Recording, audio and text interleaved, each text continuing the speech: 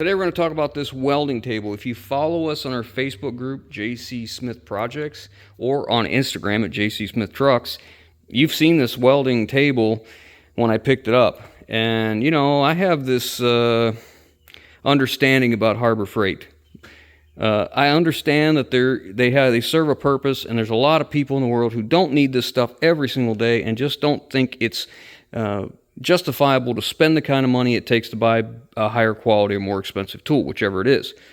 I understand they have their place. Typically, I don't purchase tools from Harbor Freight. I like to invest in tools that I think will stand the test of time and be around for a long time, because I'm usually going to get my money's worth out of it. That being said, I was looking for a welding table because I was going to learn to TIG weld, and it would be nice to get up off the floor when I'm doing my welding projects. And I saw they had this welding table. It apparently runs on sale sometimes for a little bit less. When I found it, it was $189. There was only one store within 60 miles of me that had one. So I left out that morning. I made the drive out. Well, I called them and asked them to hold it for me. I drove out and I picked it up, brought it home, immediately put it together. Shortly after that, we started TIG welding on it. I got to tell you, for what it is, for $189, I don't know how you can go wrong, honestly. But you have to keep in mind its limitations. It is a $189 welding table. The tabletop itself is just a little 3/16 piece of steel. The holes inside here for the clamps and the fixtures, they work very well. It comes with all of these fixtures and clamps and hold downs, as you see here. The only gripe, well, I have two things. The only concern or thing I didn't care for was all of the other fixtures have that typical groove cut in the post. So when you push it down in there, it pushes against it and it won't come out. All of those do that, except for the clamps. The clamps, you have to put a nut on the bottom of them to hold them down.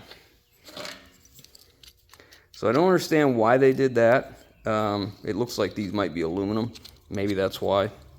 But that's the only real complaint I got. The clamps themselves, they hold well. The table is a good size. It's a good height for me.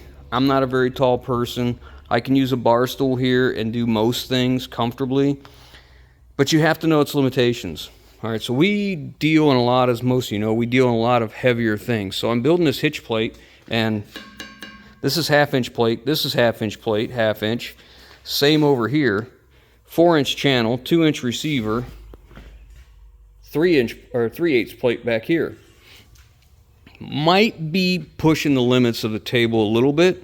The table has a deflection in it already in the center. Now, we're obviously sitting out here and sitting out here, but it still is pushing down a little bit in the center. It's not that super strong of a table, but if you know its limitations and you work within that, it's okay. I didn't realize it's okay. So my thoughts are, for what it is and what it costs, man, it's a winner in my book. It's not a $500 table. It's not a $1,000 table. It's not a $5,000 table. It's $189.